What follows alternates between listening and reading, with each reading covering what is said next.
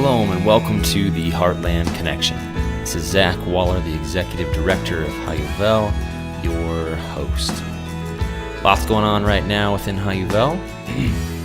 The pruning actually began this past week. We are beginning to get things in order and begin the pruning process of going and trimming back those vineyards on the mountains of Samaria in order for there to be a beautiful and amazing prophetic harvest this fall.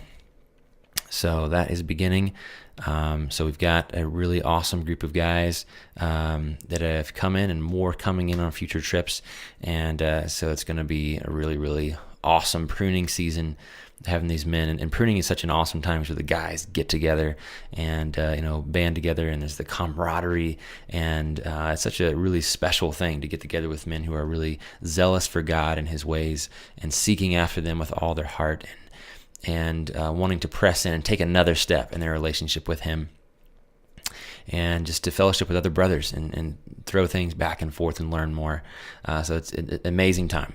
The Ulpan Hebrew language course is still rolling in Missouri. Students are doing great, doing awesome. It's another wonderful thing. We got a couple more weeks to go on that. And right now, you guys probably noticed for the last couple of weeks, those of you who are watching the video on YouTube, I've been in a couple different locations. So this week, I'm actually in Colorado. One of our staff members is getting married. And so it's super exciting to be here and be able to enter into the joy and celebration of the wedding with him and his beautiful bride. So if you guys have noticed, I've been traveling around and shooting the video in a couple different locations. So it's been fun. We've been having a really good time. Great travels. So it's just on a little personal note there. Been doing some traveling around. And on that note, we're actually headed to Florida. And probably by the time you guys are listening to this podcast, I will be in Florida teaching there at a congregation there. So we've got lots of things going on and traveling around. We'll be at Beit Tehillah in Brandon, Florida, all through this next weekend. So we're looking forward to being there with a wonderful congregation there. So this week's Torah portion is Shemot, which means names. And that's actually the name of this book. In English, we call it Exodus, which, just in case there's any confusion there, is not the translation of Shemot. Obviously, Exodus means they exited out of Egypt. And if I understand correctly, that's the name that was given to it in the Septuagint, but in the Greek Old Testament. But in Hebrew, it's called Shemot. And kind of similar to the Torah portions, each Torah portion is given the name is named by one of the first words in the portion. And in this book, one of the first things is one of the first words is names, and names in Hebrew is Shemot. So the book of Exodus in Hebrew is actually called Shemot, which means names. And so we start off this portion with the names of the tribes of Israel and talking about who was in Egypt, who came up into Egypt. And I actually want to play you guys a little song because my brother Braden and his wife Tally put together a great way to memorize, because I know a lot of you guys are homeschool families and really into memorizing scriptures and getting in there and learning the word and with your children or whatever. And so this is a really great scripture memory type thing where you can learn all the names of the tribes of Israel, and he actually sings them in English and in Hebrew. So I'm going to play that for you guys so you can hear it and learn it. So here we go. Reuben, Simeon, Levi, Judah, Dan, Naphtali, Gad, and Asher, Issachar, Zebulun, Joseph, Benjamin. These are the sons of Israel. These are the sons of Israel. Reuben, Shimon, Levi, Yehuda, Dan, Naphtali, Gad, Asher, Yisachar, Zebulun, Yosef, Binyamin. Ele b'nei Israel, Ele b'nei Israel. Awesome. Thanks, Braden. If you guys want to, he's actually recorded a pretty good handful of these scripture memorization songs. If you go online and search Reverb Nation Cradle Warrior, then you'll find a lot of the different home recordings and these ones that Braden put together. There's an album there called Exhort One Another, and it has several different scripture memorization songs on there. So I'd encourage you to go and check that out. And so then we have the Torah portion goes into talking about this new king, this new Pharaoh that came in to Egypt, came into power, and decided that Israel was becoming too large, too great. He was intimidated by them. He said, you know what, if this keeps happening, Egypt's going to be taken over by these guys, so we got to do something about this. And he makes them all slaves. Now, it's really fascinating to see how in this situation, this biblical situation, we can see a big parallel between what has happened to the Jewish people when they went out into other cultures even more recently. Because what happened here? The Jewish people go in and actually save Egypt, right? Joseph goes in and he saved the whole people. I mean, talk about bringing success and good things into a country. The people of Israel, Joseph particularly, actually saved the whole nation of Israel, the whole nation of Egypt. From starvation, and then obviously they're doing really well. That's why the Egyptians were intimidated by them, because they're growing fast, they're multiplying. God's blessing is upon them, but then all of a sudden they're intimidated by that. And look out through history, through the time where Israel has been in exile, the exact same thing has happened throughout history. They go out into a country, they succeed, even when, different countries wouldn't allow them to buy land or, become farmers or different things like that. Then the Jewish people are like, okay, well, what are we going to do? Okay, let's, get into banking and those kind of things. And then they're, majorly successful. And then the countries are like, all of a sudden turn on them and are intimidated by them and envy them. And so it's such a crazy thing. And even today, after we're, seeing this time where the exile is over and the Jewish people are pouring back into the land of Israel, the so-called Palestinian people, the Arabs that are living in the land of Israel, are actually have much better lives, have a much better standard of living than any of the Arab countries surrounding them. But again, there's this like intimidation by Israel's success. They're like, no, we're the David and they're the Goliath or whatever. It's like there's this intimidation factor where they're like, oh, we're the poor Palestinians who are being oppressed in this situation. And the reality is, Israel having power there is bringing the Arab people that are living there much better lives, a much better standard of living.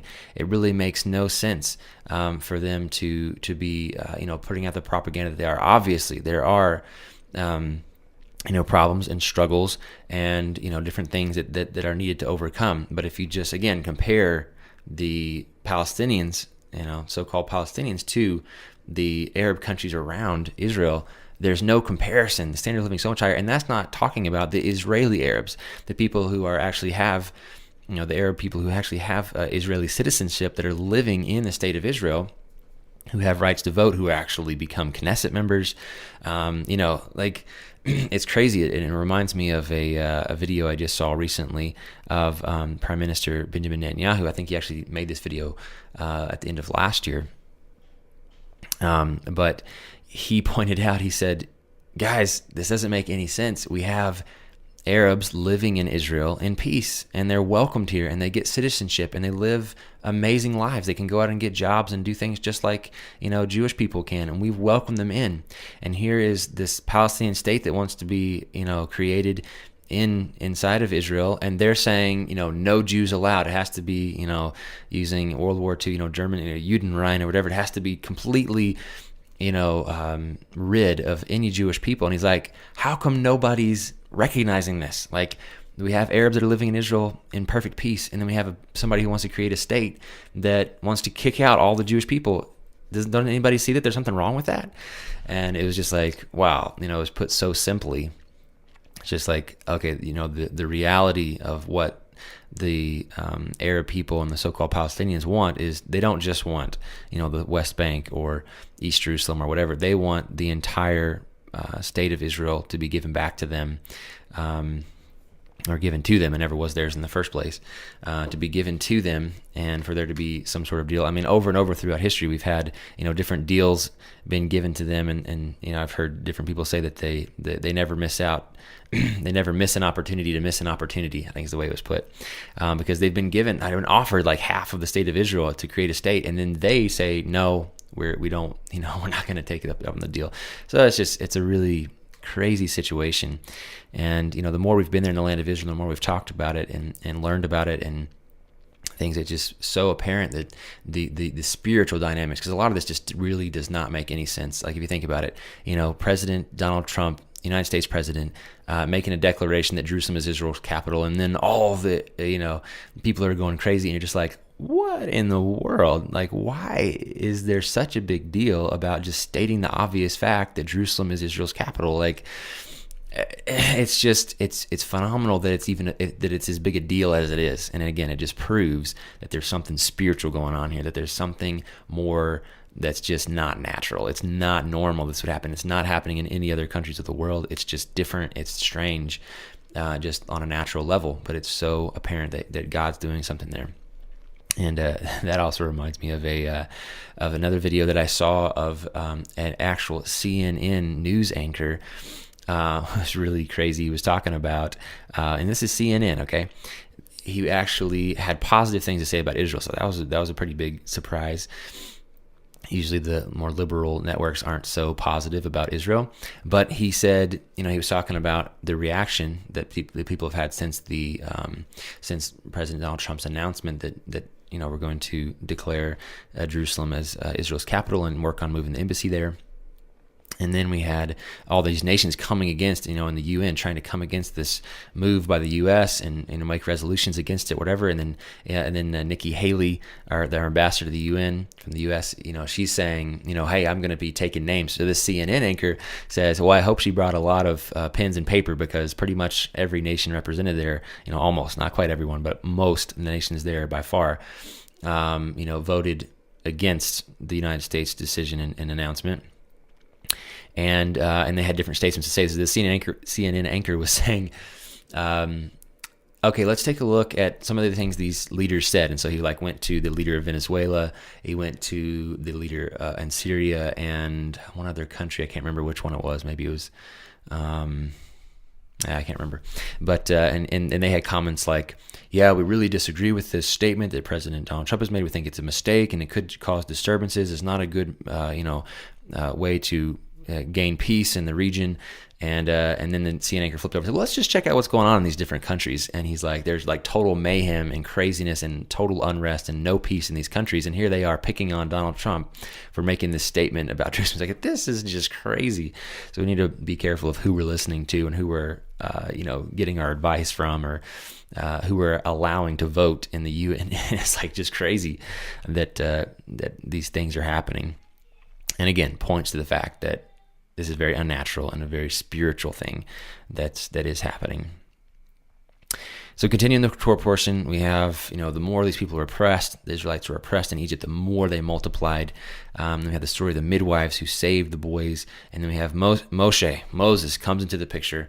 He's born in Egypt, saved by his sister, and then he's taken in by Pharaoh's daughter. Now, I want to talk about this a little bit because I know for most Christian people, the whole idea of what's called a Midrash, or basically they're like Jewish stories based around biblical stories, are very difficult to swallow because some of these stories are pretty animated. They're pretty unreal. Really, they're a little bit they can seem kind of crazy on the surface level, and so.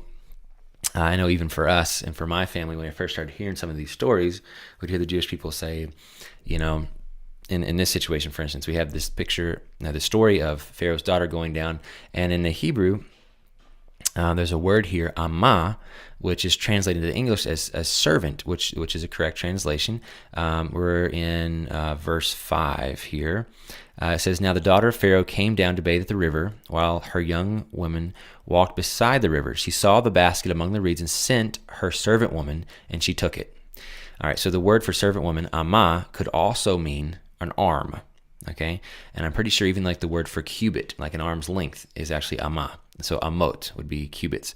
All right, so arm, this word amma means arm. And so you could translate this verse to say she stretched out her arm and took it. Okay, so according to this midrash, this story that the Jewish people say, they say, and you have to understand, in Jewish thought, you can have a lot of different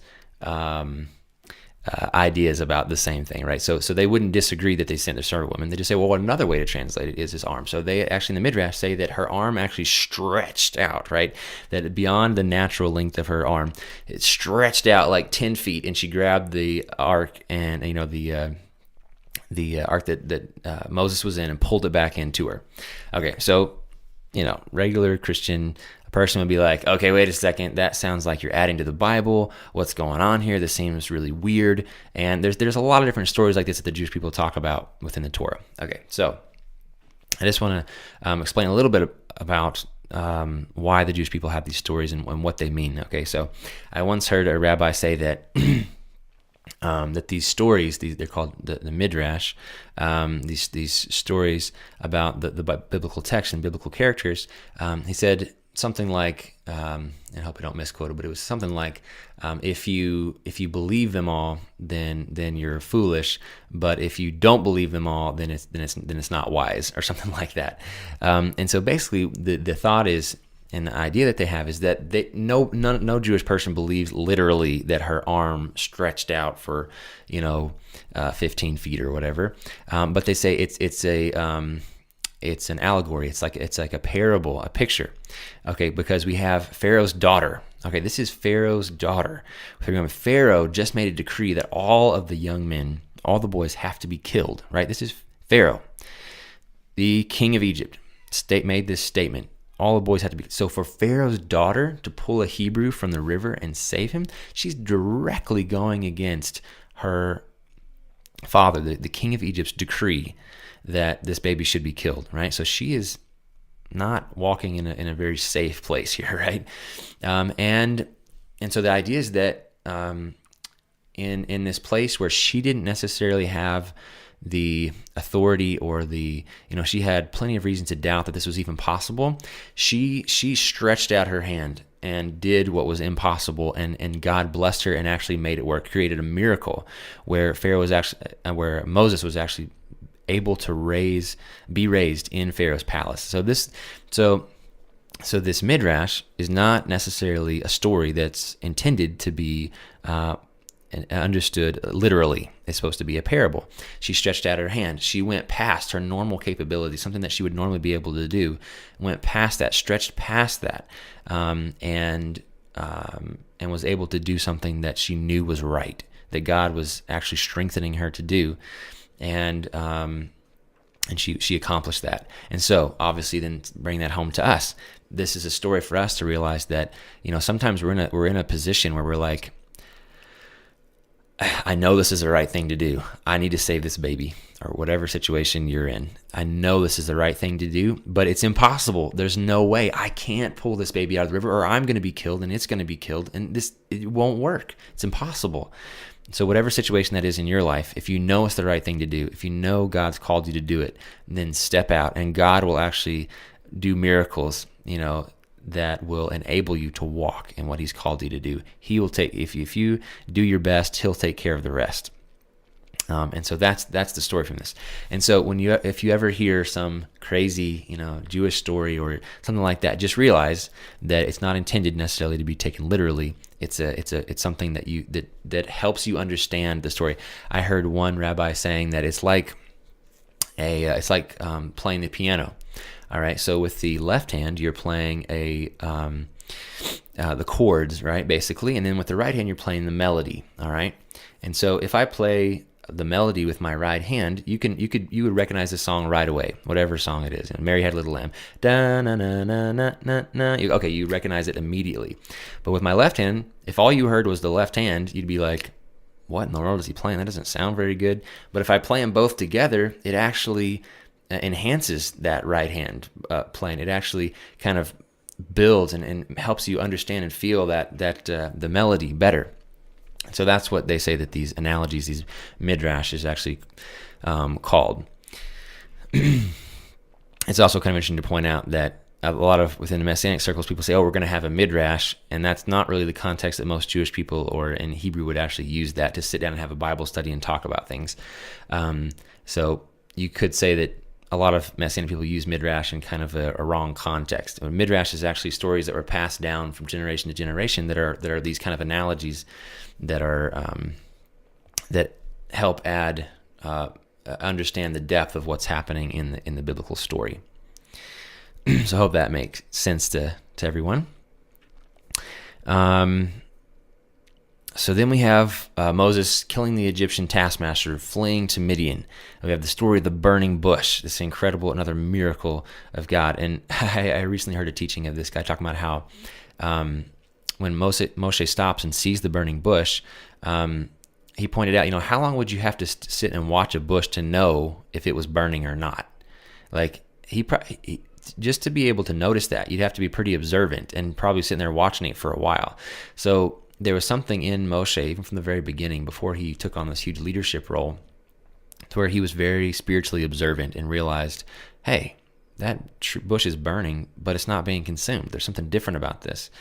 And then, I think a lot of my understanding was the bush itself was different because it didn't burn. But I heard teaching say, well, maybe it wasn't necessarily the bush. Maybe it was the fire that was different. Maybe God's presence in fire was why the bush wasn't being consumed. It wasn't necessarily the bush itself, some kind of properties in the bush itself. It was actually the fire. It was God's presence. And we see that somebody was relating it to the Hanukkah, the menorah, when the menorah was able to stay lit during Hanukkah for more. It wasn't necessarily that the olive oil itself had some sort of special properties. It was that God's presence, he actually came down and was the fire in the menorah. So it's a pretty interesting thought there. We have chapter 3, verse 13, Moshe saying, what am I supposed to tell these people? What is your name?